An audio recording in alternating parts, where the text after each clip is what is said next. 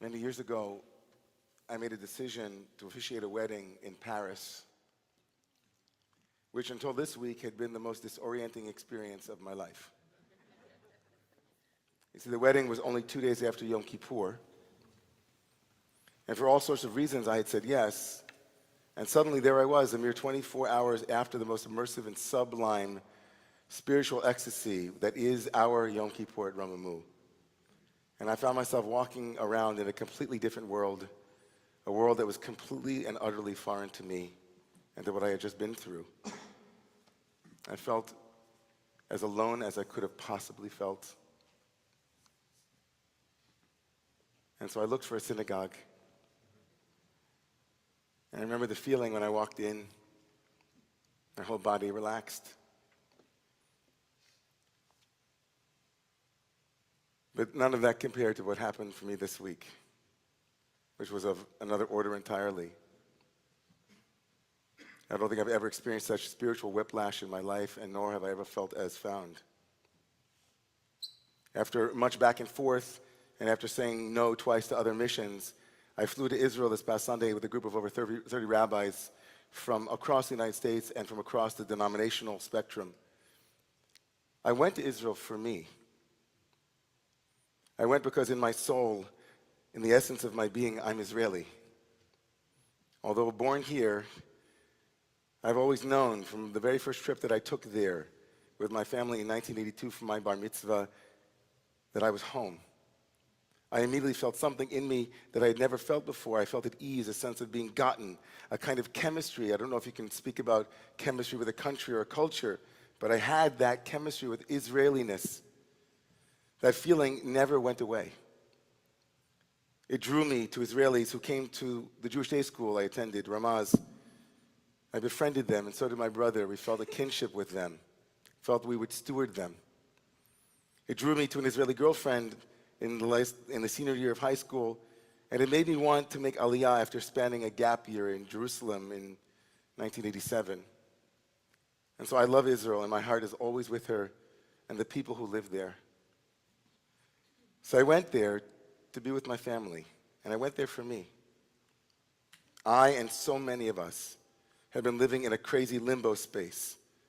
Unlike our brothers and sisters who live in Israel, whose shock, grief, rage, and ongoing trauma have a clear avenue of expression in feeling and in action, those of us living outside of Israel feel the same feelings but without the collective sense of purpose, and especially an immersive shared societal field that could anchor us in a reality that would match our inner space.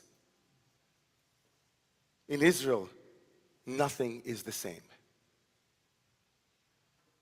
Walking in through the doors of the airport, seeing immediately the hostage signs everywhere and bring them home everywhere.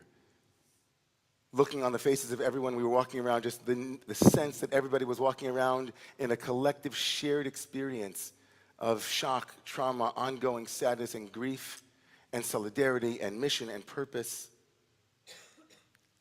Of course, that experience can be too much, maybe. The register of life, though, even if it's intense, is still coherent. For Jews in the diaspora, Jewish space and sensibilities are not as thick and as contiguous. So we feel a bit off walking around in a world for whom Thanksgiving and Christmas are now around the corner, and all the infinite other ways in which we are reminded daily that we are strangers in a strange land. Even here in New York City, the largest Jewish population center outside of Israel, it feels completely different than Israel at this moment. Understandably so, but frustratingly so. And I know that. And so I needed to be surrounded by that feeling of being in it together, being with one another.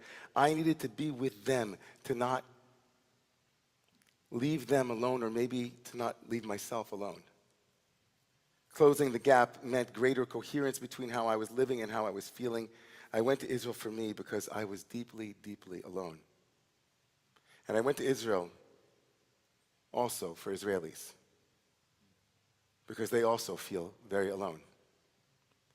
I went to Israel to let Israelis see that we are here in the United States, that we here in the United States are with them, that we are also experiencing Jew hatred in the United States, and that we are one family. I went to be a witness to what they are living through daily, hour by hour.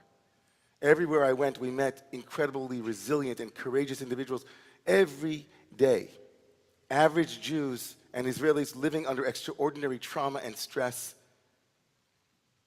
We sat and listened to survivors like 21-year-old Shiri from Kibbutz Cholit, who described how both of her parents were murdered while her younger brother was shot in the belly, only an inch away from certain death. She told us that their black humor helps them get through every day. Her injured brother called her up to say that it was his rock-hard abs that saved his life, and it gave her a good laugh. Or a woman in the same listening session whose 91-year-old Holocaust-surviving father and his helper were slaughtered on that day by the embodiment of evil. I went in Israel to sit in a healing circle for women who were sexually violated on October 7th. A crime that the various international feminist and women organizations have failed to condemn, as they themselves have invoked, these women of invoking the biblical Dina to help heal them, who in this week's Torah portion is also raped, and her intergenerational story gruesomely repeated on her descendants as the entire world watched silently. I went to Israel to be with Israelis to visit two badly wounded soldiers, Yotam and Yossi. Yotam is a thin young man, recently married, and was wounded in the neck by the shrapnel of an anti-tank missile. As medics frantically tried to stop the bleeding on the right side of his neck, he swears he heard them say, "He's a newlywed, he's a newlywed. Hurry, hurry." And he thanks his wife for marrying him so that he could live. Yossi told us that we then moved on to Yossi, who was sitting in the visitors area, his entire left side of his body now having undergone multiple operations over the past 5 weeks, but his spirit fully alive. Yossi, who many would call a settler, lives in parts of the inner city of Jerusalem, told us, "I don't believe the Jewish people are divided at all."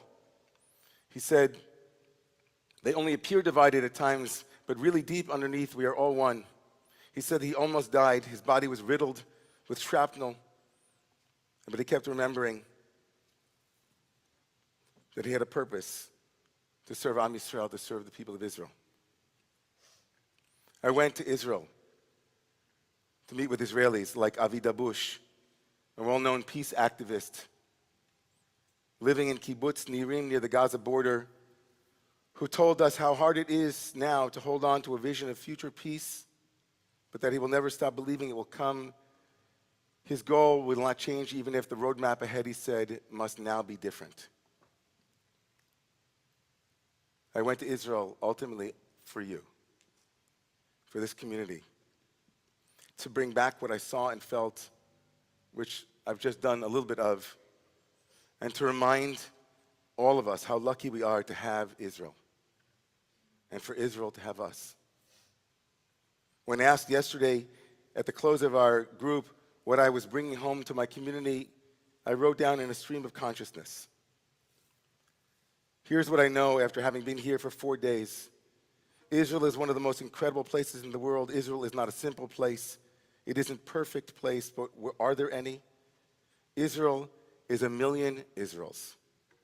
There's the Israel where when one is walking into Hadassah Hospital to visit a Yotam, one of those wounded soldiers, one walks into his room and sees a hijab-wearing nurse taking his temperature and tending to him tenderly.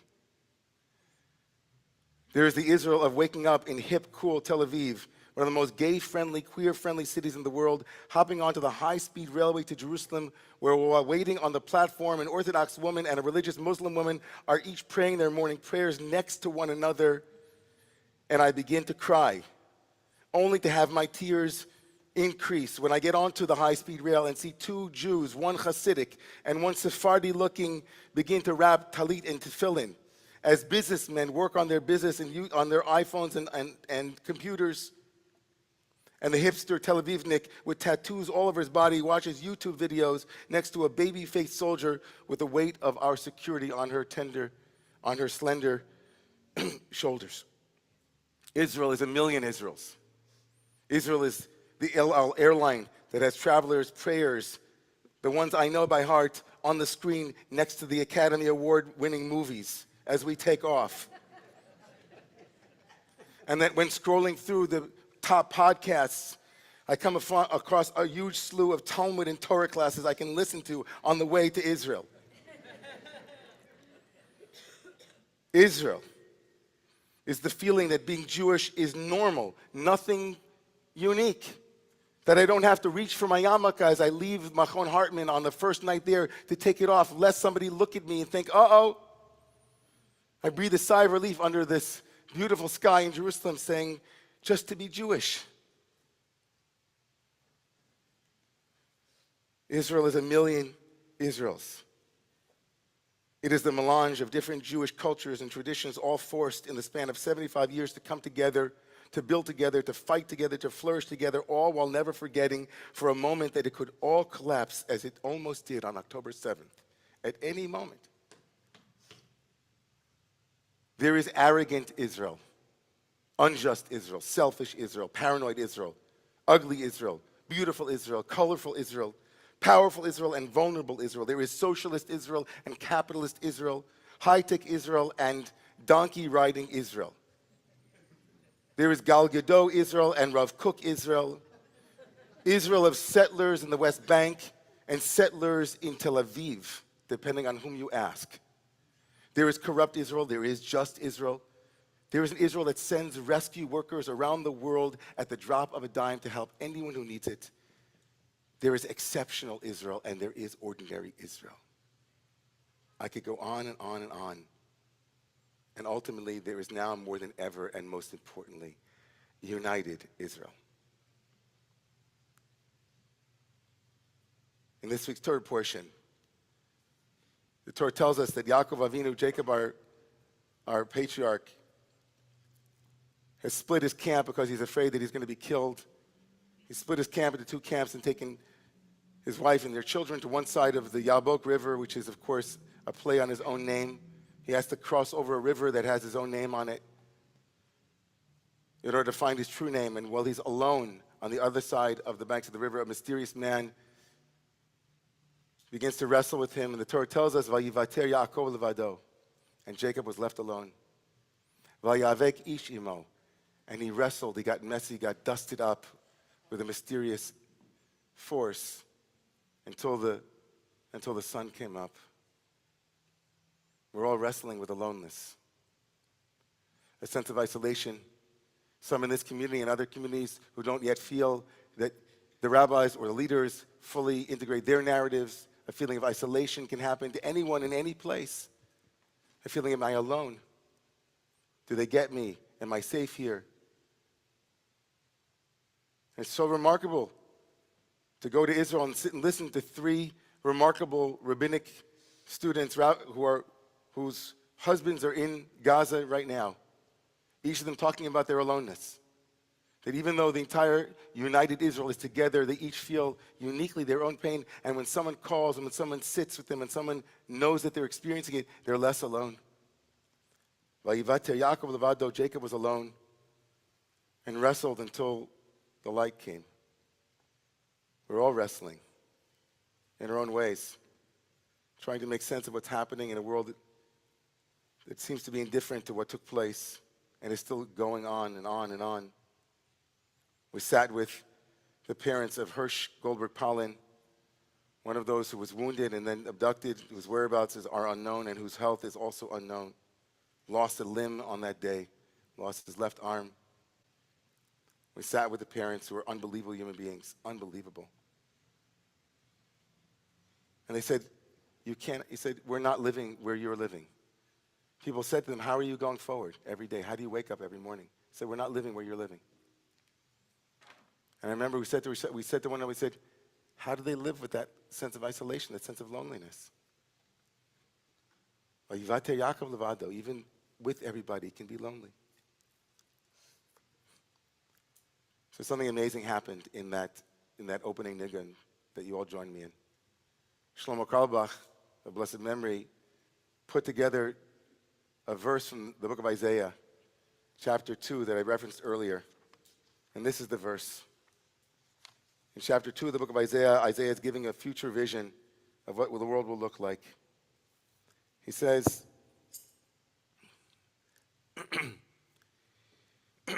Enei gavhut adam shafel. The haughty look of humans shall be brought low. Ruach anashim, v'shach ruach anashim, and the pride of mortals shall be humbled. V'niskav Adonai levado bayamahu, and God alone will be alone, exalted on that day. And if Shlomo put that verse, God's aloneness, God who, as the principle of love and have a common humanity, is exalted above all haughtiness. He put it in conversation with Jacob and his aloneness and his wrestling. And he made it into a melody. He said, V'niskav Hashem levado. God alone will be exalted on that day.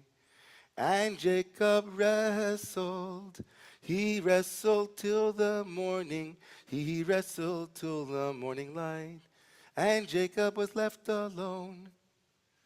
He put these two parts in conversation, God's aloneness and Jacob's aloneness.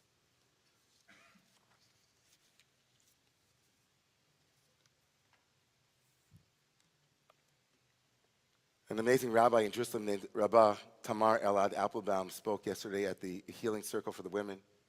And when she spoke about Dina's silence, that after what happened to Dina, the Torah doesn't tell us that Dina spoke again. And Rabbi Tamar Elad Applebaum said something that made me, on the spot, I almost fell on the floor. I was shaking for like a half hour. She said that in that moment of such radical existential, psychic aloneness and isolation of being levad, God was Dina's best friend. And she tried to paint a picture of a Dina who was going through something that was absolutely unspeakable, and that God stood there with her, listening.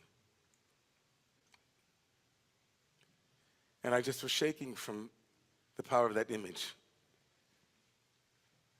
of what each and every person in their own aloneness and in their own inexpressible grief and inexpressible confusion and disorientation, wandering the streets of Paris, wondering how we got here. And that on our shoulder, God, love, a community, a friend, someone, something that is so much bigger than haughtiness and so much bigger than arrogance and so much bigger than certainty and so much bigger than jingoistic tributes, but real presence and intimacy. I went to Israel to feel that intimacy. I went to Israel to feel and to say to those people that I have no idea what you're feeling, and you have no idea what I'm feeling, but I want to be with you shoulder to shoulder. And so yesterday, as we made our way to Ben Gurion, a group of rabbis sitting in cabs started to sing this song out of nowhere. I don't know why, because it's Vayishlach and it has the verse in it. And there were 3 cabs of people singing on the way from Jerusalem to Ben Gurion this song. And then we all got quiet. We walked into Ben Gurion, and we kept humming it here. We were like humming it, you know. And then we got into an elevator, and a bunch of like people that probably a lot of us wouldn't even, I don't know if you would talk to them. I don't know, you're looking at them thinking like, would they talk to me? Would I talk to them? And we all looked at each other, and I just started humming. I started humming. I was like, I looked at them. It's like, I na na na na na na na na, I na na na ya da da da da, and you were like, it was crazy. People got out video cameras. It was in the elevator. The elevator was shaking. We were going up, and they were like, ay, ay, ay, ay, ay, ay, ay, ay, ay, ay, ay, ay, ay, ay, ay, ay, la, la, la, la, la. It's like, we are not alone. We are one big family. You are us, and we are you. And it was just, and then we got out of the elevator, and we just kept singing. And then people started joining.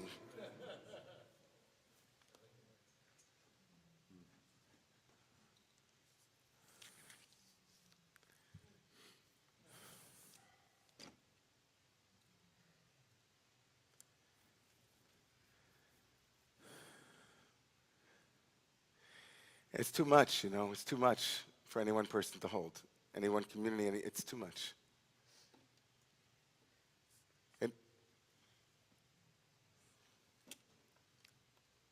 The last thing I'll say, I promise. I'm sorry. I knew that I'm sorry. I literally landed this morning at 6 in the morning. I can't stop thinking and feeling so many things that I saw. And one of those 3 amazing rabbinical students who are now waiting for their husbands to come home safely every day, not hearing from them. They can't take their phones in when they're in Gaza and they don't hear. They said they look at the WhatsApp, that we have 2 check marks. They said that 1 check mark stays like that for days on end. And they stare at the text waiting for it to be read. And that's how they know. So I said to her, she said her husband came home from Gaza for a few days for Shabbat. And she doesn't know what he's seen. She doesn't know what he's seen or what has happened around him. And he doesn't want to talk about it, of course. It's too soon. He just wants to be with the kids. He wants to have Shabbat. He wants to do his laundry, he's been wearing the same shoes for 2 weeks, the same socks. And at one point she started to cry. And then he looked at her, he said, I can't. You can't cry. And she said, I know. And then they looked at each other and she said, we'll cry after. We'll cry after, she said.